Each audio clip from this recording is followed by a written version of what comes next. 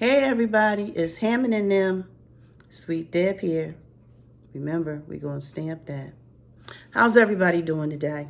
I hope everybody's doing good. Now, what's going on today in my world? Okay? It's a beautiful Sunday. It's a beautiful, beautiful day. And I know so many people have been looking forward to this particular day because we're about tired of the crazy winter and all the rain we've been having, especially if you're in the Philadelphia area. If you're somewhere else, then that might not apply to you, but it does apply here. So let's get ready to get started. Let's do our little shake. Let's do our little shimmy. Ooh, all you dancers out there and those who aren't dancers, get with the program. Nothing better than a smile and a dance. I'm here to tell you, you could stamp that. So what's going on? Old friends. Today I ran into some friends I haven't seen for years. It was such a pleasure to see them. I ran my mouth. Well, they did too. So it was boom, boom, boom, boom. But it was wonderful. It was so good to see them. We're all aging. They're retired. Hey, all my retirees out there. But they got their aches and pains just like I do. It goes with the territory. And so that's that. I don't really have too much of a preliminary today. Probably should have, but I don't. So we're going to just jump right into what I want to do today. And that is finally, yay, drum roll, boo, boo. We have my guest, my love, Philly Pre here with us today. I'm going to have some questions for Philly Pre, but 9 times out of 10, she's going to go on and on and on and on. But I love it. I love it when she talks about it. It's a wonderful thing. So without further ado, let's introduce Philly Pre. Wait on it. Philly Pre. Hey guys. Hey. It's Philly Pre, you know. Let me make sure I get you all in the camera. We gotta get all up in there like, You know. Yeah, I will say this, like mother, like daughter. Stamp it. Bam. That's how you do it when you got somebody to stamp it with. One more time, girlfriend. Stamp it. Oh, we bad. Oh, yes. So, yes, this is Philly Pre, a.k.a. Angel. Yes. But we're going to be talking about Philly Pre, what Philly Pre has going on, what she's been doing. Now, Philly Pre is a member, or started, I should say, K Culture, is it? Yes. K Culture in Philadelphia. So if you don't know what the K is for, the K stands for Korean. So Okay. Korean culture. Okay, so see, that's why we're going to have her explaining everything, because I don't know much. I attend some of the things, but do I know much about it? Little bit. Chigum. Oh, okay, so she's learning the language too, y'all, okay? Chugum, woohoo. Okay, I can say some stuff too now. Okay. Kansamnida. No, I should start off with Anazeo, which is hello. And I also, when I answer the phone, I could say, Yabaseo? Yabaseo? That's hello. So I do know some words. But only hello when you're answering the phone. Don't Yes. use that when you meet somebody. See? Gotta talk to the pro. Yes. I'm learning a little something. And then when I want to tell you thank you, tell me if I say this right. Kansamnida. Day. Roll with it, rock with it, lean with it, pop with it. Okay. So, Philly Pre, what got you started? What keeps you motivated? Okay, so what got me started? This woman right here. For those who don't know, she was my gateway into Korean culture. Little did she know. So I tell this story all the time. So if you've heard it before, just listen again. But if you haven't, hello, listen again. You get to know.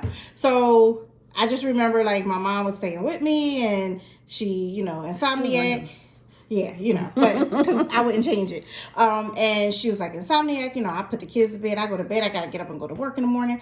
But a couple times, long story short, like I had some moments where I was like, "What is she downstairs watching?" And I was like, I'm going back to bed because I'm one of those people that wake up to go to the bathroom. And so one night I was just like, no, I'm going to say it. She was like, shh. I'm like, why are you telling me to be quiet? And I'm like, you're reading subtitles. Like, she's like, shh, girl. So I was like, I'm going back to bed. So that happened a couple times. And then finally she was like, listen, I'm real quick. This is what's happening. Now leave me alone. And that just led to me. And that was Korean dramas, for those who don't know what I'm talking about. Yes. She was downstairs watching Korean dramas. Yes. She was like, you pay for all this daggone cable. I can't never find nothing to watch. But I found these on Mine TV, Channel 35. Whoop, whoop. Back in the day. And then I got hooked. So my gateway into Korean culture was Korean dramas. I am still a Korean drama addict. As we speak, right before this video, I was watching one. And I had to pull her away. And I'll be watching it again when I'm done. I watched lots of videos, but that was just how I got started. And then my family as a whole, like my daughter kind of got into the music. I was like, into the music. I think I definitely probably was a little like standoffish with the music. Like, she listening to, what is she listening to? But mind you, I'm watching a drama. So I was a little judgmental, but I had to like eat those words because now I love the music as well a lot. I go to a lot of concerts. But anyway, that's what got me into it. What keeps me motivated, all the people that follow Philly Pre, honestly, like my regulars, my diehards, my people who were with me from the beginning, the people who I've met, the people I've seen become friends because of Philly Pre events, and just seeing how that's happening in the city. And I'm like, wait, every once in a while I stop and pause and I'm like, I did that, like, or I'm doing that. And so that kind of keeps me motivated. So Didn't I tell you she was going to go on and on? Anywho. What's your next question? Next question is, what travels have you done since you've been involved in K-culture, K-pop? Oh, wow. Lots. I have literally flown to lots of places. Shout out to my chingus out there. Y'all know who y'all are. My crew. Well, you gotta let them know what a chingu is. Oh, a chingu is a friend. Dallas, Atlanta, LA, Chicago, New York a lot.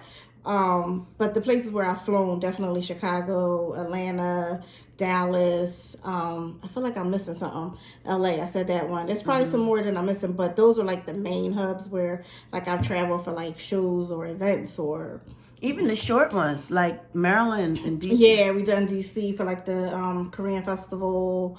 That's usually in September. Delaware. Yeah. But it's something else big that y'all do usually in the summer. KCON? Yes. Yeah, KCON is big. So KCON originated in on the West Coast in LA. But I think it was like 4 or 5 years ago now. They finally saw that, hello, we needed it on the East Coast too.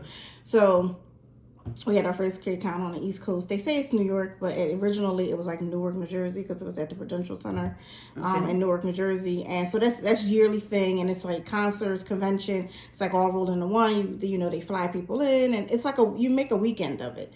So this year KCON is June 12th through the 14th, I believe it is. So, and it's actually in New York now, because last year was the first year it was actually in New York. The first year was actually in New York at the Javits Center. And the concert was at Madison Square Garden. So I think they're probably doing pretty much the same. But we're waiting on details. But and a lot of people are hoping it doesn't get canceled because of the coronavirus. Yeah. So we'll see. I addressed that in my last video. Yeah, and I will say it again, keep your hands clean, follow the directions. Don't believe all the hype. Yeah. Just know the facts. Just know the facts. Yeah, definitely so.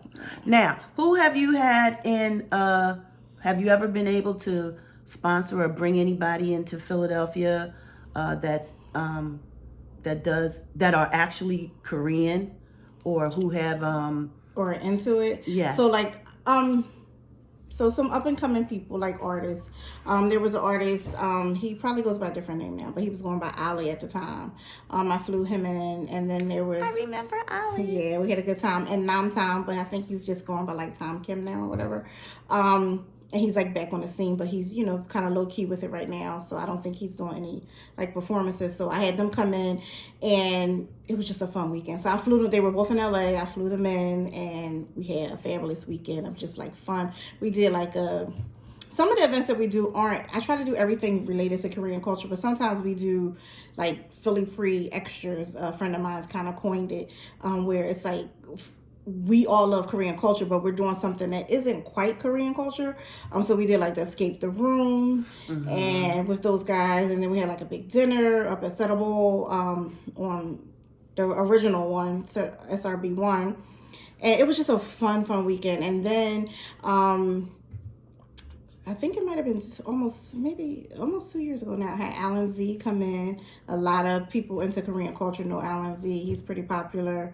And last year we had Wu-Tae, who has danced with, you know, or choreographed for like, right now he's dancing with Ravi.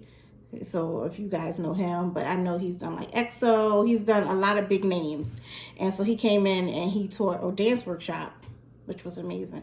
So yeah, I brought in some people. Okay. Now I know some of you out there don't actually know all the things that Angel might be discussing, but that's okay. That's okay.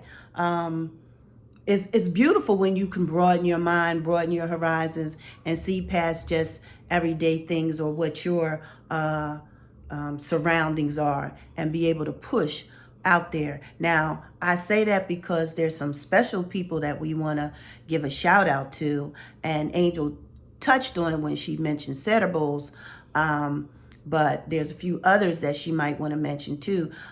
These are Korean restaurants, and there are two, in fact, that I think she would mention briefly, not briefly, but, you know, give a shout out. So we have Chef Chris Cho, who is, I think, I admire him. That's the best way to put it. I love his hustle. Right now he's marketing like the hustle food and hustle type deal. I love his restaurants. He opened one in Center City, which I frequent now a lot. Yes. Taco Tuesdays. Hey. It's so good.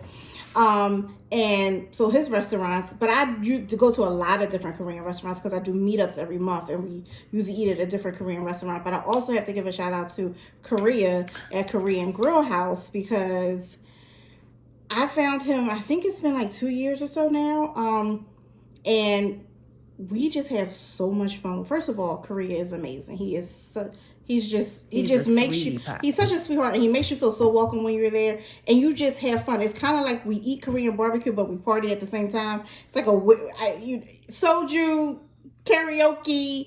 It's a party. All in one. Yeah, it's usually just a party when we go, and we always have a really, really good time. So, and as far as Chef Chris Cho is concerned, you know, he is just amazing. I've been there several times with Angel. I enjoy the food that his parents, when we go out to the one further out northeast, is that considered? Yeah, kind of, yeah. And then this one right here in Center City, and he's just an adorable little thing. He is a cutie pie. Is she amazing? Yes, he is. But anyway, if you're in Philly and you follow him, you know, like, you'll know he's very vocal on social media.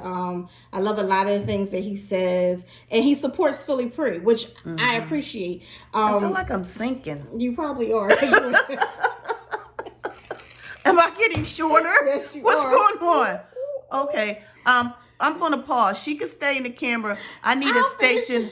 I need a station of identification. So can we turn it just a bit? Yeah. Look, hog up everything. Let's push her out the camera.